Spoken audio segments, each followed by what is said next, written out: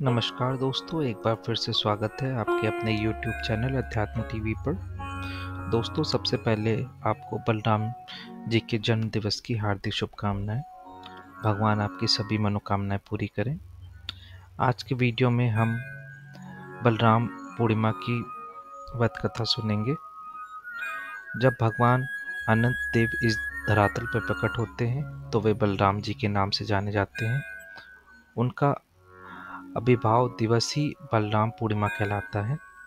आइए आज हम भगवान श्री कृष्ण के बड़े भाई बलराम जी के जन्म की कथा सुनते हैं। कंस ने अपनी बहन देवकी और उसके पति वासुदेव को कारागार में बंद कर दिया था। कारण था वह आकाशवाणी, जिसने कंस को चेताया था कि हे कंस, देवकी की 8वीं संतान ही तेरे वध का कारण बनेगी। इस आकाशवाणी के बाद कंस का मन कभी शांत नहीं रहा। वह हर समय अपनी मृत्यु की आकांक्षा से डरा रहता था। एक बार नारद मुनि ने कंस को समझाया कि 8वीं संतान कोई भी हो सकती है, पहली से लेकर 8वीं तक। यह सुनकर कंस ने देवकी और वासुदेव को कैद में डाल दिया।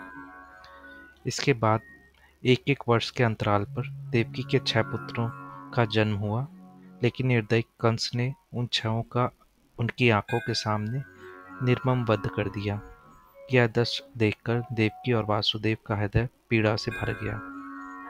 अब समय आ गया था देवकी की 7वीं संतान के प्रकट होने का। इस गर्भ में श्री कृष्ण के प्रथम अंश भगवान अनंत ने प्रवेश किया। देवकी का मुख अद्वितीय सौंदर्य से दमक उठा, परंतु वह अपनी संतान की रक्षा को लेकर अत्यंत चिंतित थी। तभी भगवान श्री कृष्ण ने अपनी आंतरिक शक्ति योगमाया को आदेश दिया कि देवकी के गर्भ में जो मेरा अंश है उसे वासुदेव की अन्य पत्नी रोहिणी के गर्भ में स्थानांतरित कर दो। इसके बाद मैं स्वयं देवकी के गर्भ में प्रकट हो जाऊंगा। तुम महामाया के रूप में प्रकट होकर लोगों द्वारा अनेक नामों से पूजी जाओगी, जैसे दुर्गा, चंडिका, काली, शारदा, वैष्णवी आदि।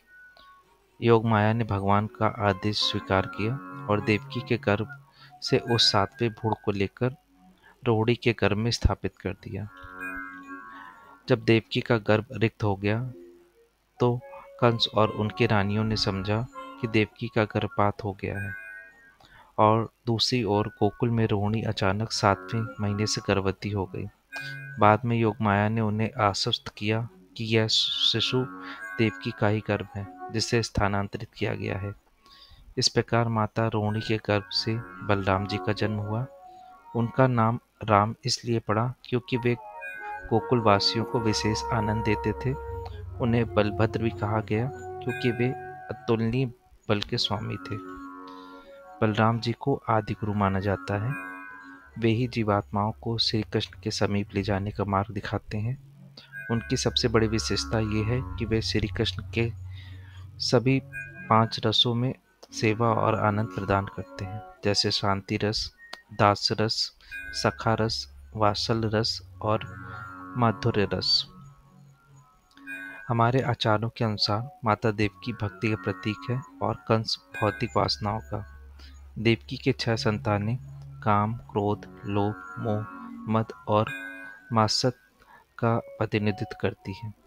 जब साधक इन 6 शत्रुओं को परास्त कर देता है, तब उसके हृदय में गुरु स्वरूप बलराम जी का प्रकट होता है और उन्हें श्री कृष्ण की भक्ति के योग बनाते हैं।